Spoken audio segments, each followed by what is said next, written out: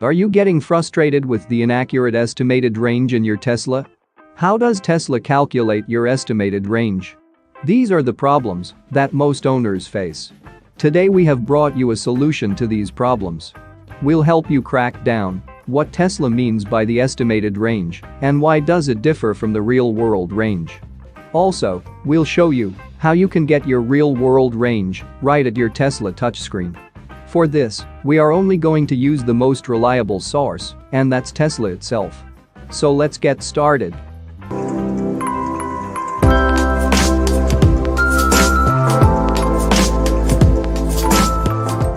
Most likely, any car you had before your Tesla would be powered by gas, and like most people, you probably had a general idea of what kind of gas mileage you got. That mileage is measured by how many miles you can drive on a gallon of gas. So when you're looking to buy a new gas car, one of the most common questions is, what's the gas mileage? And you can typically find that information on the sticker on the car. That number mentioned on the sticker is given to that particular car by strict standards set forth by the Environmental Protection Agency, or the EPA. For example, this Mustang Shelby GT500 gets 14 miles per gallon, which is the average between city and highway combined. Now, since electric cars don't use gas, the EPA had to come up with a new way to measure the fuel economy, and they came up with MPGe. That's the short for miles per gallon of gasoline equivalent. What does that mean? Let's see what the EPA has to say about it.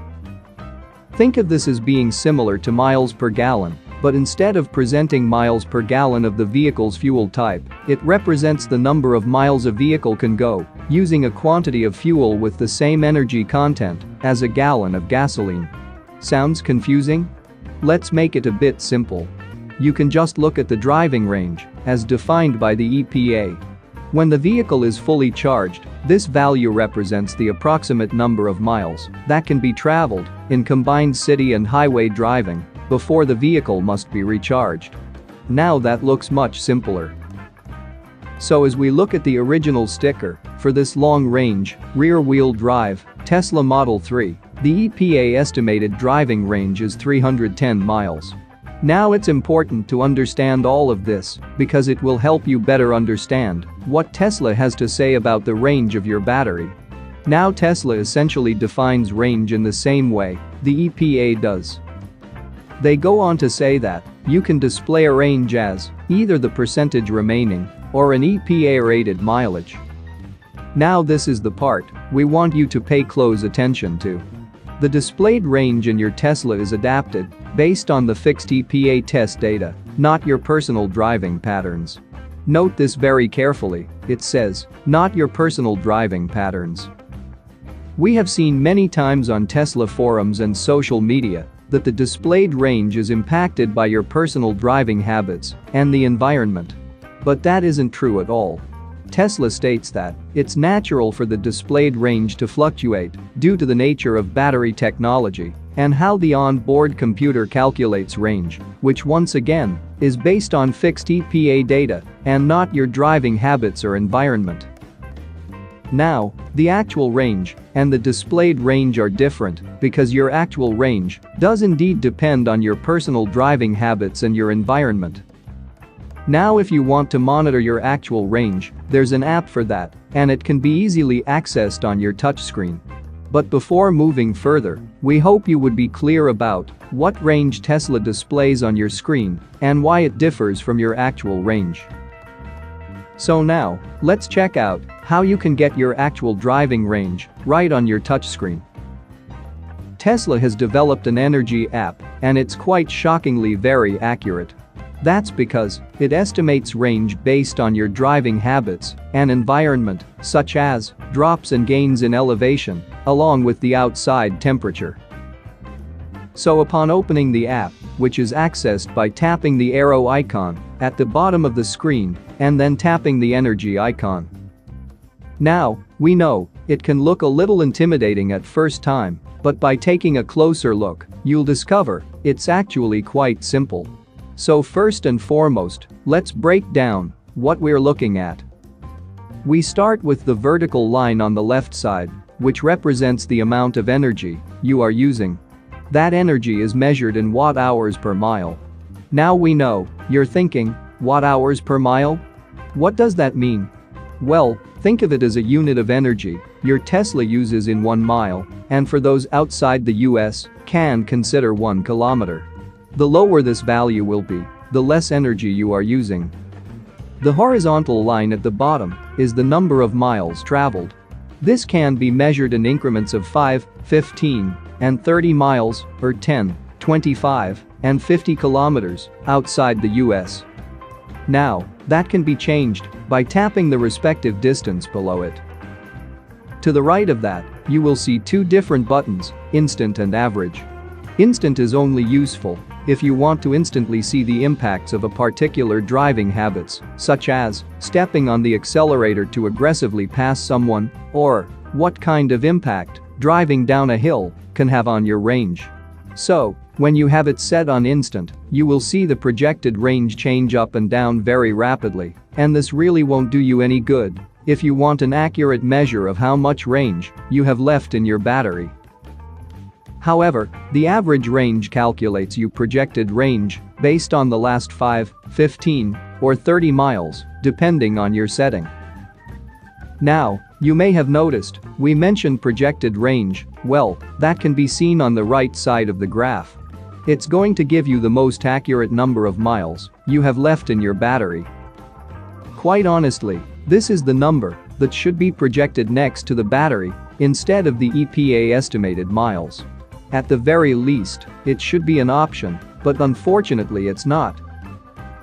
Now, let's move on to the inside of the graph. The line that spikes up and down represents how much energy you're using and adding to the battery. The higher that line goes up, the more energy you are using, and vice versa. So if you go to the left side of the graph and look at the horizontal line, that represents 0 watt-hours per mile. Anything above that is energy being used, and anything below it is energy being put back into the battery via regenerative braking. The shaded areas in green is basically an easier way for you to see when you were producing energy, and the areas shaded in orange represent when you're using the most amount of energy. You will also notice 2 horizontal lines that move through the center of the graph. The solid line, also labeled as rated, represents the less reliable EPA estimated miles that's displayed next to the battery. The dotted line represents the more reliable and accurate project in miles in the battery based on everything we've discussed. The dotted line does move up and down depending on how much energy you are using.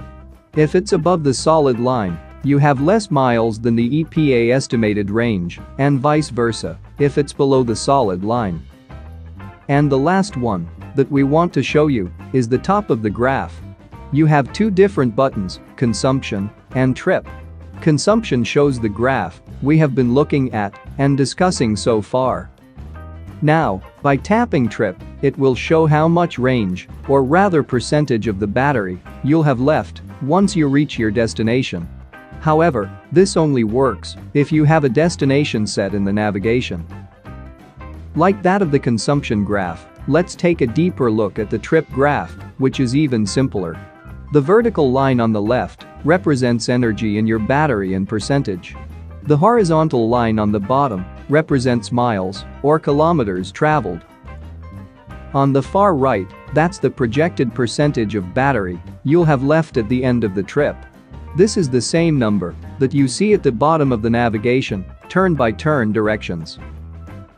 Now as we look inside the graph, you'll see a line that naturally progressed downward from the left, the beginning of the trip, to the right, the end of the trip. You may also notice another line, that's the gray one. The gray line is the original projected energy consumption, and the green line is the actual energy consumption from the beginning to the current location. That green line will also continue beyond that to the end of the trip and will be above the gray line if you're using less energy than projected, and vice versa if you're using more energy. Now, as mentioned earlier, the line in general naturally progresses downward. However, upon looking at the line closer, you will notice the line moving up and down throughout the trip. When the line is going up, then you are most likely going down a hill and putting energy back into the battery. When you see the line going down at a steeper rate, then that's most likely a part of the trip you will be going uphill and using more energy. Here's an example of a trip where the car went up and over. The car was clearly using more energy and was represented on the graph. Now, as the car started making the way down the hill, the car started putting energy back into the battery, and that was represented by the line going up on the graph. This is a great example of how accurate the car is in calculating how much battery you'll have left by taking into account the energy gains and losses by going up and down hills. So, that's it. Now you are ready to use this app and get the most accurate real-world range. That's it for now. So what are your thoughts about this? Let us know in the comments. Stay tuned at the Electric Arena for all the latest Tesla and electric vehicle news.